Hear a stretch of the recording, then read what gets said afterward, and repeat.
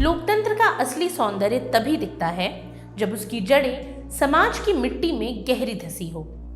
कागज पर लिखे कानून कितने भी सुंदर क्यों ना हो, अगर वे लोगों की परंपरा, संस्कृति और जीवन से जुड़े नहीं हैं तो उनकी जड़ें खोखली रह जाती हैं। झारखंड की धरती, जिसे हरे भरे जंगल, नदियां और पहाड़ अपनी गोद में संभाले हुए हैं, आज फिर उसी असली सवाल से जूझ रही है, पेसा एक्ट और उसकी असल जमीन पर लागू होने की चुनौती।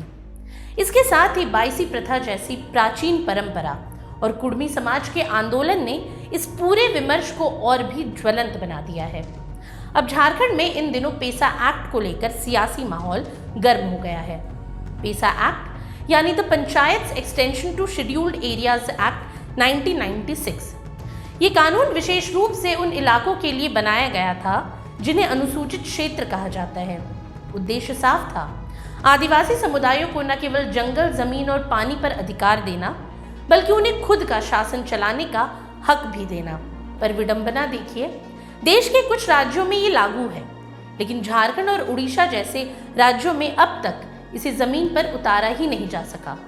यही कारण है कि हर बार जब पेसा की चर्चा होती है तो झारखंड के आदिवासी समाज और बुद्धिजीवियों में एक अलग सी बेचैनी और आक्रोश साफ दिखाई देता है। दरअसल पेसा एक्ट केवल ग्राम सभा को कानूनी मान्यता देने का प्रावधान नहीं है, बल्कि ये उस आत्मनिर्भरता की आवाज है जो आदिवासी समाज ने सदियों से जी है। इसीलिए जब टोटमिक कुर्मी विकास मोर्चा के बैनर तले पेसा पर चर्चा हुई तो वहां कानूनी धारा उपधारा की बातों के अलावा ये सवाल भी उठा कि क्या पेसा को स्थानीय परंपराओं से जोड़े बिना लागू किया जा सकता है। और इसी बहस में फिर से उभरा झारखंड की मिट्टी का गौरव और उसकी जीवित परंपरा, बाईसी प्रथा।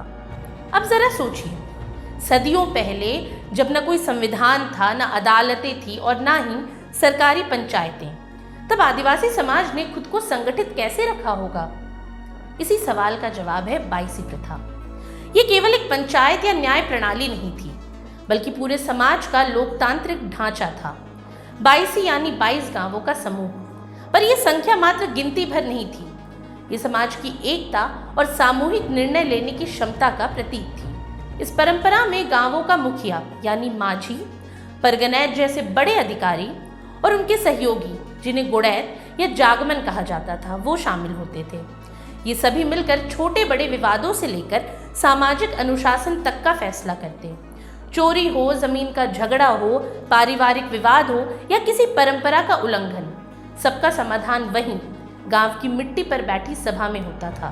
फैसले त्वरित होते थे, पारदर्शी होते थे और सबसे बड़ी बात, निष्पक्ष होते थे। इसके अलावा ये प्रथा न्याय तक सीमित नहीं थी।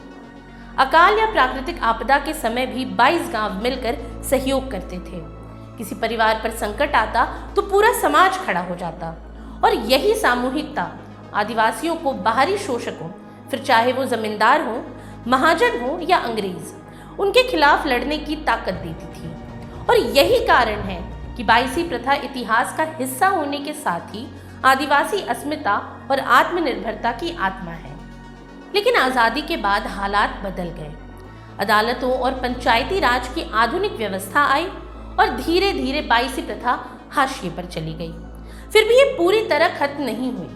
आज भी संथाल परगना और कई गांवों में छोटे विवाद पहले बाईसी पंचायत में ही सुलझाए जाते हैं। अदालतें अब भी अंतिम विकल्प होती हैं। लेकिन अब सवाल ये है कि जब पेसा एक्ट को लागू करने की बात हो रही है तो क्या इसे इन पारंपरिक व्यवस्थाओं से अलग रखा जा सकता है? कुर्मी समाज का कहना है कि अगर पेसा को जमीन से जोड़ना है तो इसमें बाईसी जैसी प्रमाणिक व्यवस्था को शामिल करना ही होगा। और यहीं से बात आती है कुर्मी समाज के आंदोलन की। दरअसल ये समाज केवल बाईसी प्रथा को जोड़ने की बात नहीं कर रहा, बल्कि अपनी पहचान की लड़ाई भी लड़ रहा है।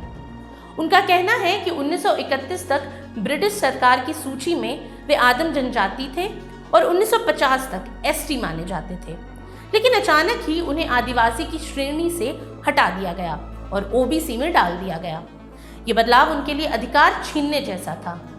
इसके अलावा वे अपनी भाषा कुरमाली को संविधान की 8वीं अनुसूची में शामिल करने की मांग भी कर रहे हैं। ऐसे में इतिहास की किताबें और संसद की बहसें इस विवाद को और पेचीदा बना देती हैं।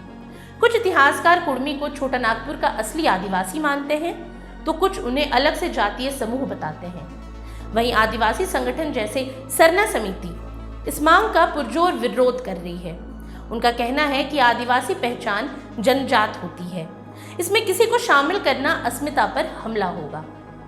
अब जरा सोचिए कि ये संघर्ष कितना जटिल हो गया है।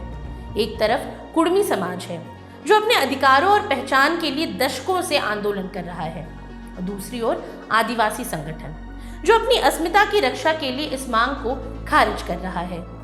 वहीं 1950 से अब तक संसद में कई बार ये मुद्दा उठा।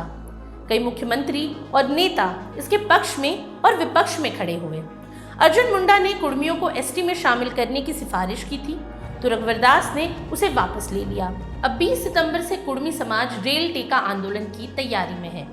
झारखंड, बंगाल और उड़ीसा के 100 से ज्यादा रेलवे स्टेशनों पर परिचालन ठप करने का ऐलान हो चुका है। और ये सिर्फ आंदोलन नहीं होगा, बल्कि एक बड़ा संदेश होगा कि अब वे केवल आश्वासन नहीं बल्कि ठोस फैसले चाहते हैं। क्योंकि लोकतंत्र केवल संसद और विधानसभाओं में नहीं बसता, बल्कि गांव की चौपालों, बाईसी की पंचायतों और जनता की आवाज में भी उसकी गूंज सुनाई देती है। और झारखंड की जड़ें परंपराओं में हैं, और जब परंपरा और आधुनिकता साथ चले तभी असली प्रगति संभव है। आज के लिए इतना ही। ये सामग्री आपके लिए जुटाई थी उर्वशी शेखर ने, और वीडियो संयोजन किया था राहुल कुमार ने। ये वीडियो आपको कैसा लगा हमें कमेंट सेक्शन में ज़रूर बताएं, और ऐसी तमाम रोचक जानकारियों के लिए बने रहिए स्वराज पोस्ट बिहार झारखंड के साथ। और अब तक अगर आपने हमारे YouTube चैनल को सब्सक्राइब नहीं किया तो अभी जाकर करें, और फेसबुक पर हमारे पेज को लाइक और फॉलो करना ना भूलें।